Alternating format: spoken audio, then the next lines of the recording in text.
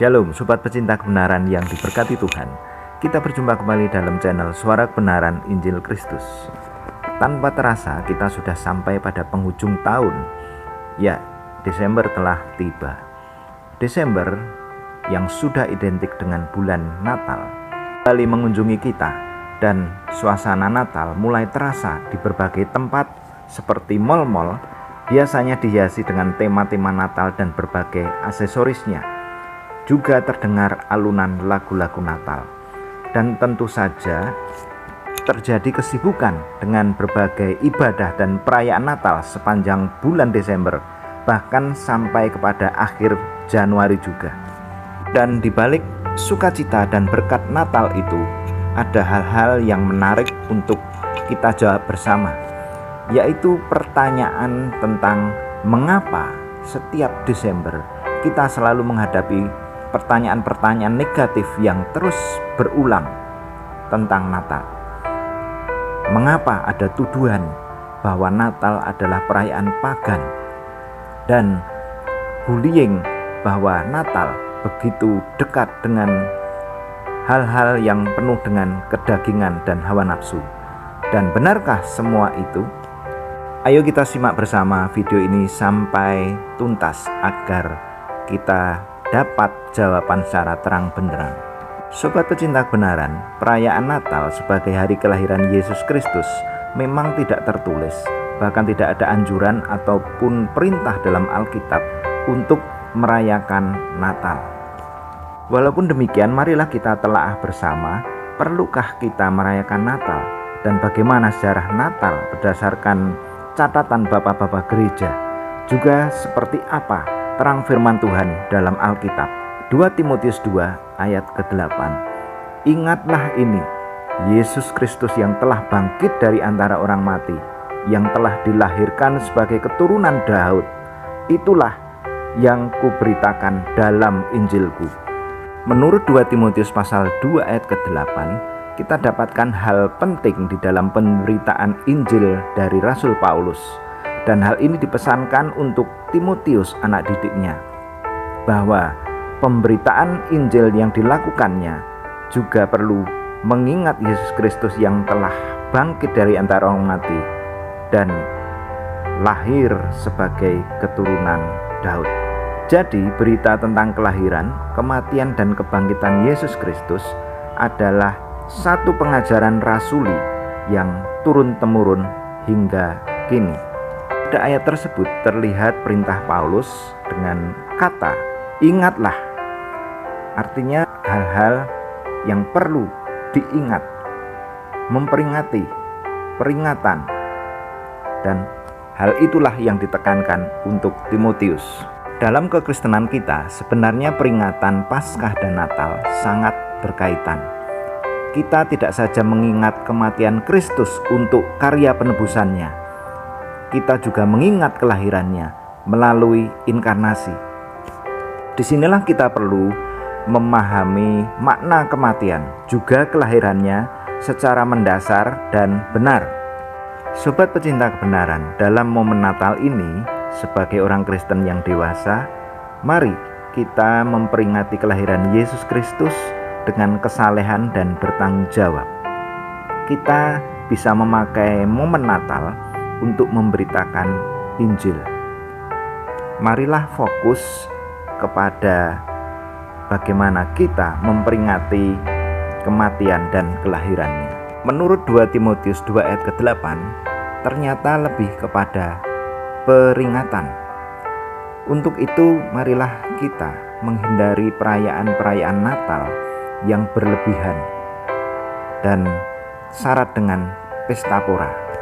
Mari kita jaga bersama-sama agar makna dan pesan Natal menjadi berkat bagi banyak orang dan bukan menjadi batu sandungan.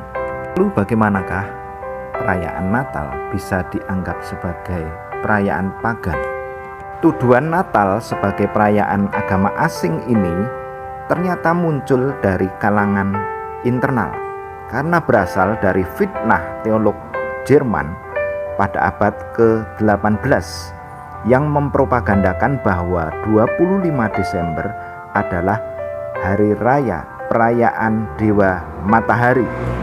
Tujuannya adalah gereja purba memakai perayaan tersebut sebagai sarana kristenisasi dan ditetapkan sebagai hari Natal pada abad keempat. Perlu kita ketahui bahwa tanggal 25 Desember secara resmi telah ditetapkan sebagai hari Natal oleh Paus Julius pertama tahun 336 Masehi. Namun demikian, Natal sudah dirayakan jauh sebelumnya. Hanya saja saat-saat itu orang Kristen yang di bawah pemerintahan Romawi mengalami masa aniaya sehingga mereka merayakan Natal secara tersembunyi di katakombe. Katakombe yaitu makam bawah tanah yang berupa gua. Selanjutnya, berdasarkan catatan bapak-bapak gereja, dapat kita telusuri secara rinci kapan Natal itu dimulai. Tahun 126 Masehi, Paus Telesphorus sudah melakukan misa malam Natal tanggal 24 Desember. Kemudian tahun 160 Masehi, Santo Theophilus, uskup Kaisaria di Israel, juga menyerukan perayaan Natal tanggal 25 Desember. Tahun 189, Paus Demetrius pertama dari Alexandria, berdasarkan dokumen gereja Koptik di Daskalia, juga menyatakan Natal pada tanggal 25 Desember. Dan tahun 204 Masehi, Hippolytus dari Roma juga menyatakan hal yang senada. Hippolytus berkata, kedatangan pertama Tuhan kita dalam daging terjadi saat kelahirannya di Bethlehem tanggal 25 Desember. Dari berbagai bukti tertulis yang sudah kita ketahui, menunjukkan bahwa Natal 25 Desember sudah dilakukan sejak awal abad kedua. Dapat disimpulkan bahwa gereja purba sudah memperingati Natal jauh sebelum Natal ditetapkan secara resmi pada tahun 336 Masehi. Tuduhan Natal adalah perayaan yang dipengaruhi budaya pagan juga tidak benar. Hal ini biasanya dikaitkan dengan perayaan kelahiran Dewa Matahari yang baru ditetapkan oleh Kaisar Aurelian pada tahun 274 Masehi, yang kebetulan juga tanggal 25 Desember. Lagi-lagi hal ini menjadi bukti bahwa peringatan Natal adalah Alkitabiah dan bukan berdasarkan pengaruh budaya agama asing. Bukti tertulis peringatan Natal sudah dimulai sejak awal abad kedua.